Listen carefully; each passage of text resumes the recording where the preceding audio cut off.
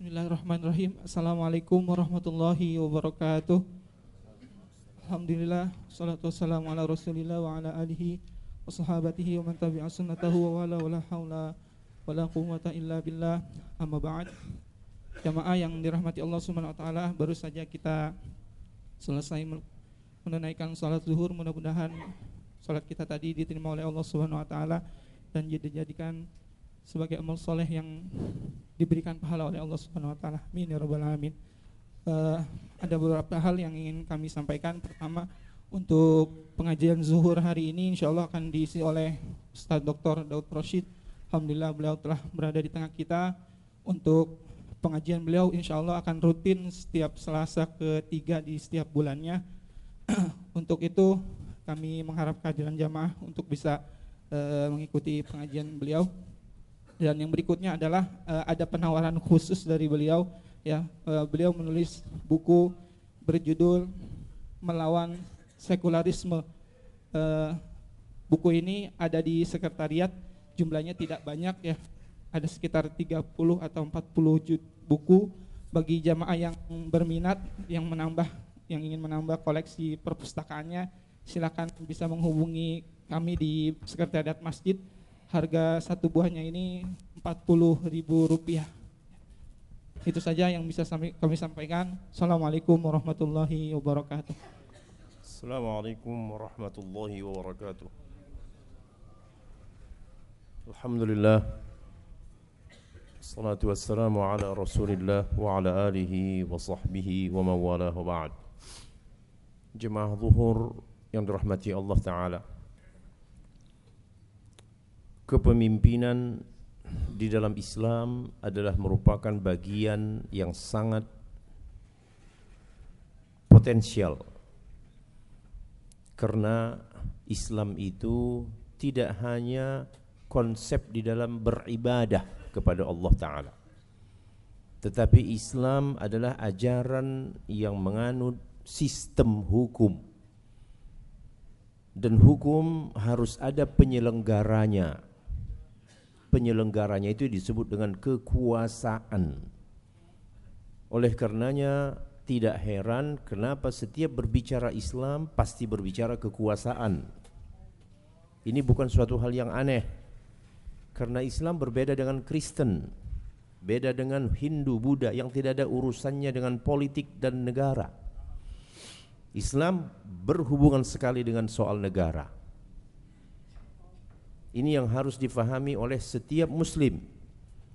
Islam sangat kental muatan politik dan negaranya. Rasulullah dahulu ketika dibangkitkan menjadi Rasul bukan hanya menyampaikan orang agar beribadah pada Allah, tidak hanya itu. Tetapi Allah menurunkan syariat, hukum. Hukum itu adalah peraturan yang harus dijalankan oleh setiap muslim, dan peraturan itu yang menegakkannya siapa? Negara, kekuasaan. Bukankah Anda pernah mendengar Abu Bakar As-Siddiq memerangi orang yang tidak mau membayar zakat? Diperangi, betul-betul diperangi, dikirim tentara ke daerah itu. Jadi itu artinya apa? Kekuasaan betul-betul sangat melekat pada Islam. Melaksanakan hukum-hukum Allah seperti ada yang namanya hukum qisas, ada hukum potong tangan untuk pencuri, rajam untuk pezina. Itu semuanya tidak boleh dilakukan oleh individu, tetapi oleh aparat kekuasaan yang telah ditunjuk. Jadi Rasulullah SAW diutus menjadi Rasul bukan hanya untuk menyampaikan soal-soal akhirat, hari kiamat, kubur, salat, berpuasa. Itu bagian daripada Islam. Tetapi ajaran Islam yang lain tidak boleh dipenggal, tidak boleh dihilangkan. Nah, salah satu di antara ajaran Islam itu adalah menyangkut kekuasaan. Dan bagian daripada kekuasaan itu ajaran Islam menyangkut siapa yang boleh menjadi pemimpin. Ayat Al-Quran berbicara secara langsung tentang kepemimpinan. Tidak dalam hanya satu ayat, dalam sekian banyak ayat. Memang kita kaum muslimin di Indonesia ini, karena memang Al-Quran bukan bahasa yang kita pakai sehari-hari, sehingga mungkin untuk membaca Al-Quran itu atau memahaminya memerlukan perangkat guru, ustadz mengaji dulu. Memang itu problem kita. Tetapi mari kita manfaatkan kehadiran ataupun pengajian-pengajian itu untuk menyingkap lebih luas tentang Islam yang sangat luas itu, Quran yang sangat luas itu. Maka Allah Subhanahu wa ta'ala berbicara dalam soal kepemimpinan, salah satunya di dalam surah An-Nisa ayat 144, kemudian surah Al-Maidah ayat 51. Mari kita dengarkan Allah berfirman, Al-Maidah ayat 51.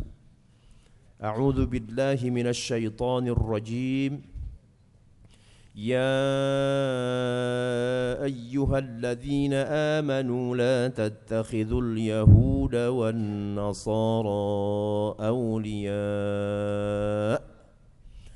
بعضهم أولياء بعض ومن يتولهم منكم فإنه منهم Inna Allah la yahdil qawma zalimin.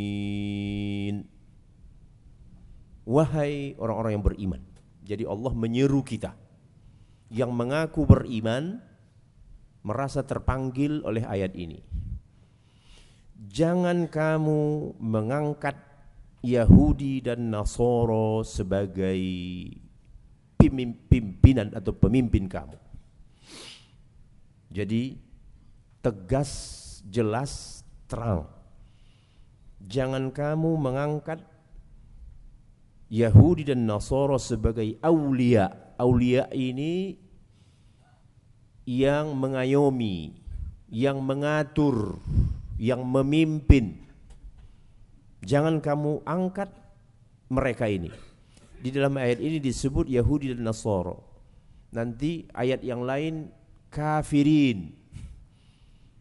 Jadi semua orang di luar Islam tidak boleh terlibat di dalam kepemimpinan kaum muslimin. Sesuai tidak sesuai dengan hak asasi tidak ada urusan. Islam punya konsep sendiri di dalam berpolitik dan bernegara. Sesuai tidak sesuai dengan demokrasi tidak ada urusan. Kita punya konsep sendiri di dalam mengatur negara dan kepemimpinan. Ya ayyuhalladzina amanu la tattakhidhul yahuda wan nasara awliya. Wahai orang yang beriman, jangan kamu pilih, jangan kamu angkat Yahudi dan Nasara sebagai pemimpin. Ba'duhum awliya'u ba'din. Sebahagian mereka menjadi pemimpin terhadap sebahagian yang lain. Artinya Yahudi dan Nasrani itu satu link. Yang satu menjadi penolong terhadap yang lainnya. Wa may yatawallahum minkum fa innahu minhum. Barang siapa yang menjadikan mereka ini sebagai pemimpin, dia masuk dalam golongan mereka. Sesungguhnya Allah tidak bakal menunjuki kaum yang zalim. Jadi yang pertama di sini kriteria yang kita dapatkan dalam ayat ini, tidak boleh menjadi pemimpin itu di luar orang mukmin. Allah menyebut orang yang beriman, Pak. Karena tidak otomatis orang yang KTP-nya Islam menjadi orang mukmin. Itu tidak otomatis. Kenapa? Memang idealnya seorang muslim otomatis jadi mukmin. Tetapi Islam hanya tampak luar. Iman, komitmen. Arti katanya apa? yang menjadi pemimpin itu kita yakini dulu keimanannya. Dia sebagai seorang mukmin, nampak keberpihakannya kepada Islam. Dia punya agenda untuk menjalankan Islam. Begitulah kriteria yang harus dipilih menjadi pemimpin terhadap kaum muslimin. Dan yang memilih pemimpin ini adalah rakyatnya. Oleh karenanya setiap individu muslim harus terikat dengan kriteria ini. Apalagi kalau sempat tampak dari seseorang itu sifat-sifat yang tidak menunjukkan komitmen pada Islam. Umpamanya mengambil pendampingnya orang di luar Islam. Ini sama sekali terlarang, karena namanya wakil itu satu paket dengan orang nomor satunya. Kalau orang nomor satunya berhalangan, maka otomatis wakilnya akan menggantikan dia. Anda bisa terbayang kalau sekiranya negeri muslim, kota yang mayoritas muslim dipimpin seorang gubernur kafir, Anda bisa terbayang musibah terbesar dalam sejarah. Apalagi seperti kita di Indonesia. Di dunia ini dikenal Indonesia negeri muslim terbesar di dunia. Tiba-tiba orang mengetahui ibu kotanya dipimpin oleh seorang kafir di luar Islam. Sebuah kenyataan yang tak masuk akal orang-orang beriman.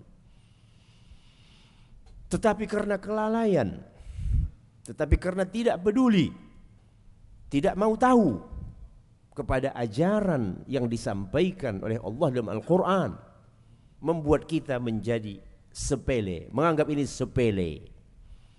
Kan tidak apa-apa, yang penting prestasi. Inilah yang sekarang penyesatan yang dilakukan oleh media. Media ini betul-betul menyesatkan banyak orang dengan paradigma jangan tanya apa agamanya, tetapi lihat prestasinya. Sebagai orang mukmin, saya tidak mau yang pertama saya lihat adalah iman. Karena itulah yang diperintahkan Allah kepada saya. Jangan kamu pilih pemimpinmu Yahudi dan Nasara. Dan apabila itu terjadi, ini musibah besar. Nanti kita lihat ayat berikutnya di dalam surah An-Nisa ayat 144, dalam bahasa yang agak berbeda Allah mengatakan, ya ayyuhalladzina amanu la tattakhidhul kafirina awliya'a min dunil mu'minin. Wahai orang-orang yang beriman, jangan kamu angkat pemimpin kamu orang kafir di luar orang-orang mukmin. Bahasanya demikian. Orang kafir di luar orang-orang mukmin. Lalu ayat itu setelahnya datang perkataan aturiduna an taj'alu lillahi alaikum sultanan mubina.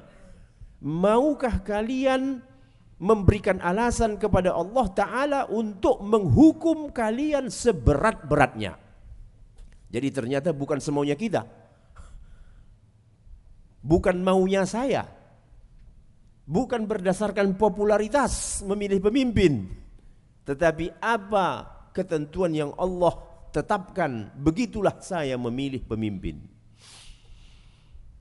Resikonya Allah sudah katakan di dalam ayat itu, maukah kamu memberi alasan kepada Allah untuk menghukum kamu seberat-beratnya?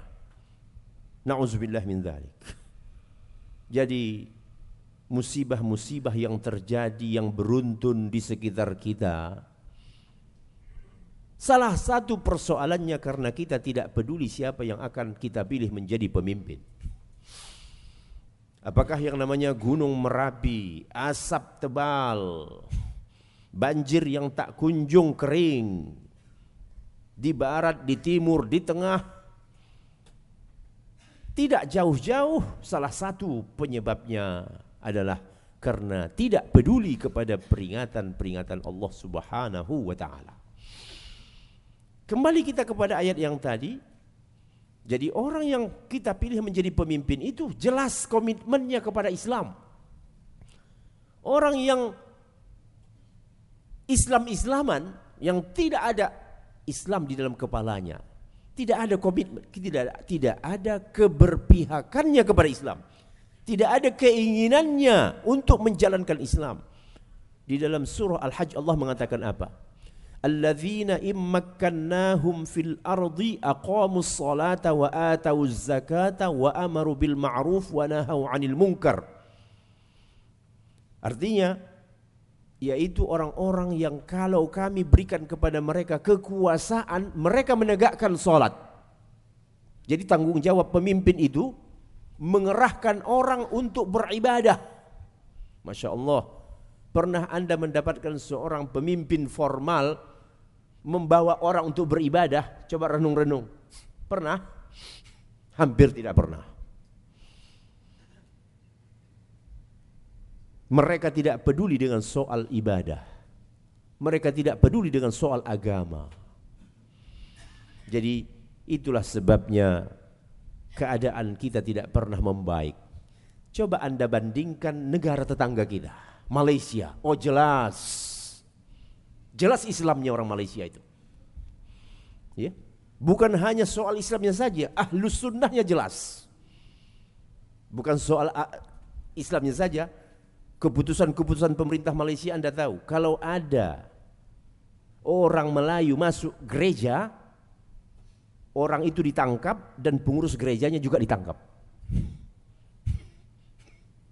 Itu peraturan di Malaysia. Tidak boleh ada orang Melayu masuk ke dalam gereja. Inilah namanya apa? Penguasa yang menjamin keberagamaan orang muslimin.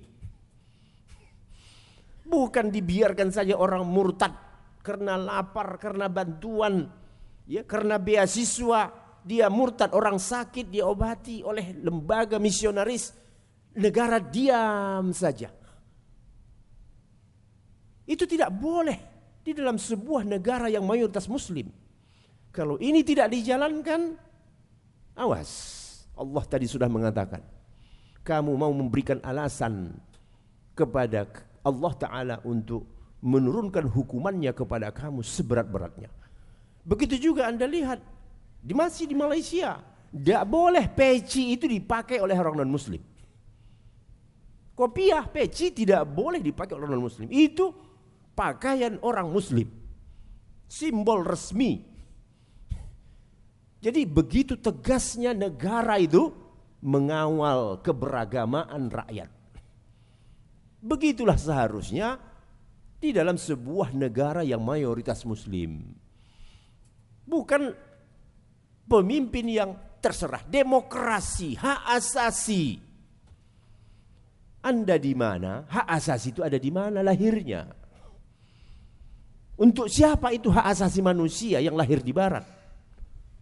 Untuk siapa itu demokrasi? Untuk siapa itu? Dari di mana munculnya itu demokrasi?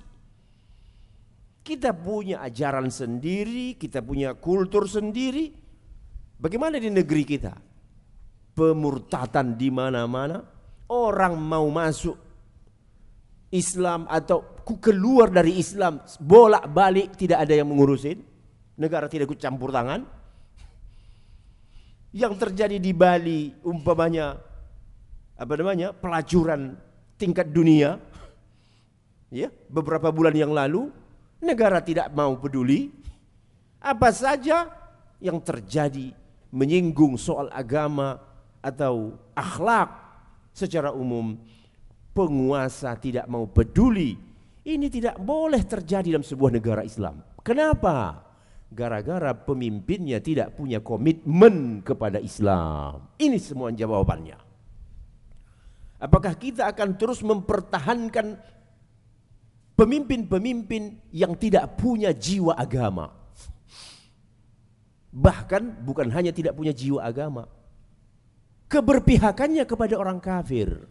Contoh real, dia menjadi penguasa di Solo. Setengah jalan wakilnya yang kafir dipersilakannya menjadi wali kota. Dia pindah ke Jakarta. siapa yang menjadi wali kota di Solo? Jawab, orang kafir. Belum sampai setengah jalan, wakilnya yang kafir, dia pun akan mencalon. Siapa yang akan ditinggalkannya menjadi gubernur di ibu kota? Orang kafir lagi. Ini bukan hanya tidak berpihak kepada kaum muslimin, tetapi betul-betul memberi kesempatan kepada orang kafir untuk berkuasa dan memimpin. Apakah Anda rela ibu kota negara muslim terbesar di dunia, pemimpinnya orang di luar Islam? Itu tidak masuk logika orang beriman, kecuali logika orang kafir. Tetapi kita masih punya logika keimanan, dan ini tidak pernah terjadi. Coba carikan kepada kita, mana senator di Amerika yang muslim? Ada senator di Amerika yang muslim? Tidak bakal ada. Ada mayor di negara-negara barat yang muslim? Tidak akan Anda temukan. Itu artinya apa? Demokrasi tetap melihat siapa penduduk yang terbanyak. Lalu kita kenapa bisa penduduk non-muslim 10% di ibu kota? Non-muslim 10% di ibu kota, tiba-tiba mereka menduduki jabatan tertinggi. Ini sebuah kecelakaan. Gara-gara kita semuanya telah terlalaikan, kalau di dalam bahasa saya yang halus, mabuk. Karena kita rata-rata mabuk dan kena sihir, tersihir oleh media. Jadi hadirin yang dirahmati Allah, kriteria iman, orangnya yakin kita seorang mukmin yang punya komitmen kepada Islam, ibadahnya bagus, dan memang punya rencana membuat program supaya orang lebih taat beragama. Alladzina immakkannahum fil ardi aqamus salata wa atauz zakata wa amaru bil ma'ruf wa nahaw 'anil munkar walillahi 'aqibatul umur. Orang-orang yang kalau kami beri kepada mereka ini kekuasaan, apa yang akan mereka lakukan? Mereka menegakkan salat. Masya Allah. Wa atauz zakah, mereka membayar zakat, artinya merangsang orang untuk bayar zakat. Wa amaru bil ma'ruf, mereka memerintahkan, mengajak orang untuk berbuat yang ma'ruf, yang diridhoi oleh Allah Ta'ala. Bukan mempersilakan orang untuk melakukan, katakan saja, ya, yang terjadi di Bali itu, pemilihan Miss World. Tidak ada negara muslim yang menerima Miss World di dunia ini selain Indonesia. Tetapi karena apa? Karena kualitas pemimpin di Indonesia ini memang betul-betul di bawah standar keislamannya. Apakah Anda tidak merindukan pemimpin yang cinta pada agama, yang akan membawa rakyat itu untuk menjadi orang taat, sebagaimana pemimpin-pemimpin di luar negeri kita? Itu yang kita rindukan. Apakah yang namanya dia wakil rakyat, atau yang menjadi pemimpin eksekutif secara langsung, presiden, wakil presiden? Itulah yang kita inginkan sebenarnya. Tetapi memang dari dulu belum kesampaian. Dari sejak Indonesia merdeka, itu tidak kesampaian. Coba Anda lihat sejarah kepemimpinan kita di Indonesia ini. Setiap kali peralihan kekuasaan pasti dimenangkan oleh orang-orang yang tak punya jiwa agama. Ya.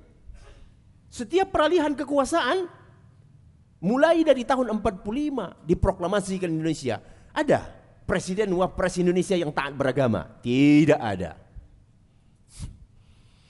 Dan memang ini adalah skenario mereka, meminggirkan orang-orang yang taat beragama supaya tidak sampai ke puncak kekuasaan. Karena kalau orang-orang yang taat punya komitmen agama ini sampai ke puncak kekuasaan, ya nanti seperti di Mesir. Kita dengar, kita saksikan di televisi bagaimana Mesir seorang hafiz Al-Quran menjadi presiden. Masya Allah. Tetapi umurnya ya, berapa tahun? Setahun lebih sedikit. Mereka memang tidak ingin, mereka tidak mau yang menjadi pemimpin itu orang soleh. Kalau sudah berbicara ini sebenarnya sudah grand design dari Amerika. Yang akan menjadi pemimpin di Indonesia ini pasti orang yang bisa didikte oleh Amerika 100%. Anda lihat saja, yang kira-kira tidak bisa didikte oleh Amerika dilengserkannya 6 bulan. Lihat Habibie. Orang yang tidak bisa didikte Amerika langsung lengser kalau terpilih. Tetapi dari awal memang kalau bisa jangan sampai terpilih. Dan itulah yang terjadi hingga saat ini. Meleklah kita sebagai orang mukminin. Kita ingin pemimpin yang betul-betul. Kalaupun tidak berhasil, ya itu sudah Allah yang menentukan. Tetapi jangan sampai naiknya pemimpin yang tidak berpihak kepada Islam gara-gara kita salah pilih. Atau gara-gara kita golput. Golput itu sama saja dengan orang yang mendukung orang kafir. Walaupun kata dia, tidak ada yang cocok sama saya. Lalu, kalau tidak ada yang cocok, kamu tidak ambil bagian. Kamu abstain, tidak bersuara, itu sama saja artinya memberi kesempatan kepada orang di luar Islam untuk ikut berkuasa. Nah, hadirin yang dirahmati Allah Ta'ala, lalu Allah mengatakan, memperingatkan, awas kamu, ba'duhum awliya'u ba'd. Yahudi dan Nasrani itu kerjasama. Ya betul. Yang namanya Nasrani sama Yahudi itu dua sejoli, ibarat mata uang, bolak-balik dia juga. Ya contoh saja, Anda lihat Amerika mayoritas Kristen, yang mengendalikan negeri itu siapa? Lobby Yahudi. Tidak akan mungkin presiden Amerika terpilih, biar dari Republik, biar dari Demokrat, kalau tidak mendapat restu dari lobby Yahudi.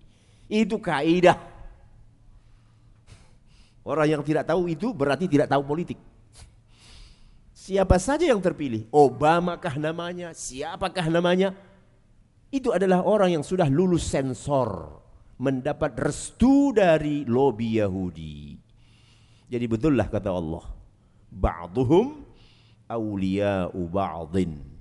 Mereka itu satu sama lain itu kerjasama. Kita di Indonesia ini jangan Bapak pikir tidak ada Yahudi. Yahudi dengan paspor Israel memang tidak ada. Tetapi Yahudi dengan paspor Amerika, oh banyak. Di perusahaan-perusahaan Amerika itu, Anda kalau mau jeli saja melihat LSM yang di situ ada orang asing, oh di situ ada Yahudi. Markas mereka kalau kesulitan di Indonesia cari visa, dia terbang ke Singapura. Markas Yahudi di Asia Tenggara itu dia Singapura. Disitulah markas mereka. Dia mau terbang kemana-mana Asia Tenggara ini, dia pergi ke Singapura. Jadi betullah kata Allah, ba'duhum awliya'u ba'din. Mereka masuk dengan paspor USA, mereka masuk dengan paspor Kanada, England, Australia, New Zealand, Jerman, Prancis. Bagi mereka tidak penting paspor. Yang penting bagi mereka apa? Ideologi, akidah. Zionis, ya Zionis. Jadi hadirin berbahagia, ini semuanya harus kita sadari. Persoalan memilih pemimpin ini bukan soal perut. Kasihan kita, ibu-ibu yang jualan di pinggir jalan, ditanya, bagaimana Bu, siapa yang cocok jadi presiden menurut Ibu? Yang kira, bagi saya tidak penting siapapun, yang penting perut saya terisi. Astaghfirullahaladzim. Inilah kualitas.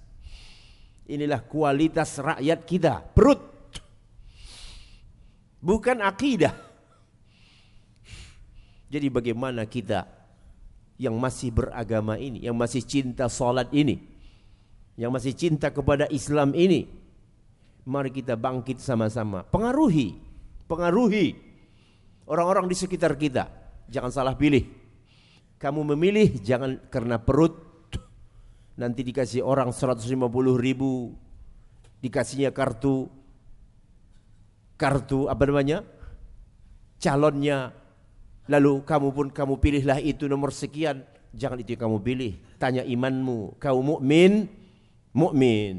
Cari orang yang beriman yang menjadi pemimpinmu. Begitulah kita mengajak orang sebanyak-banyaknya. Kemudian wa man yatawallahum minkum fa innahu minhum. Barang siapa yang memilih mereka ini, bukan anteng-anteng saja. Di mata Allah mereka ini masuk golongan Yahudi dan Nasrani tadi. Jadi kalau saya kan begitu, saya mau mencalon, saya ambil wakil saya Nasrani. Kata ayat ini apa? Saya itu termasuk golongan mereka. Siapa yang memilih pemimpinnya dari dua golongan ini, dia termasuk golongan mereka. Ya sudah jelas itu. Tidak akan mungkin seseorang memilih kalau bukan karena keberpihakannya kepada orang yang dipilihnya. Itu lumrah. Jangan pernah Anda terbayang orang Nasrani memilih pemimpin Muslim. Tidak mungkin.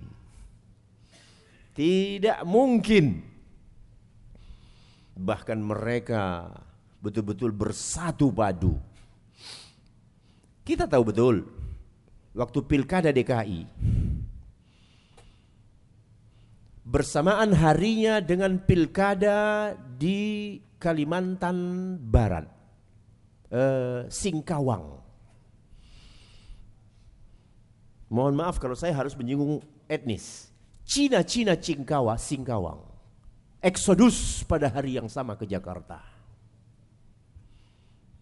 Mereka semua ikut ambil bagian. Sementara hari itu pilkada yang sama di daerah mereka. Apa kejadian? Selama sekian pilkada di Singkawang, yang menang pasti orang Chinese. Kali itu kalah. Mereka korbankan yang kecil untuk mendapatkan yang besar di pusat. Tetapi orang Muslim tidak pernah mau berpikir. Mereka korban. Biar mereka keluar uang untuk tiketnya. Mereka dapat kartu pemilih di DKI Jakarta. Mereka keluar untuk memberikan dukungan. Maukah kita seperti itu sebagai orang-orang mukmin? Begitulah seharusnya komitmen keislaman seseorang. Wa man yatawallahum minkum fa innahu minhum. Innallaha la yahdil qaumadz zalimin. Tetapi yang ada di kita ini tidak peduli dengan soal agama, tidak peduli dengan soal keimanan, bahkan membela-bela lagi. Ya, membela orang-orang yang sudah memberi kesempatan kepada orang kafir berkuasa. Kita sekasian. Dan memang mereka ini tim sukarelawannya, luar biasa dahsyat. Anda juga barangkali tahu. Jangan sekali-kali Anda di Twitter Anda menyerang tokoh mereka ini, langsung ratusan akan menyerang Anda. Karena mereka sudah punya tim sukarelawan ratusan bahkan ribuan yang siap terus 24 jam melihat jejaring sosial. Siapa yang menyerang ini? Menggunakan IT sebagai alat untuk untuk berkampanye. Itu sudah mereka lakukan dan mereka merasa menang dengan cara seperti itu. Campaign, pencitraan dan sebagainya. Itu memang sudah mereka lakukan. Jadi marilah kita kembali kepada kesadaran. Allah Ta'ala menyuruh kita memilih berdasarkan ajaran, bukan berdasarkan popularitas. Orang beriman itu rujukannya Al-Quran, bukan koran, apalagi televisi. Semoga Allah Subhanahu wa Ta'ala menyelamatkan negeri ini, negeri yang kita cintai ini. Kita ingin di negeri ini tegak Islam, pemimpinnya betul-betul orang yang mengerti agama, yang akan membawa rakyat ini untuk menegakkan sholat, membayar zakat, memerintahkan orang kepada yang ma'ruf dan mencegah dari kemungkaran. Walillahi aqibatul umur. Hanya milik Allah lah akibat dari segala urusan. Alhamdulillah persis jam 1. Aqulu qawli hadha wa astaghfirullah. Wassalamu alaikum warahmatullahi wabarakatuh.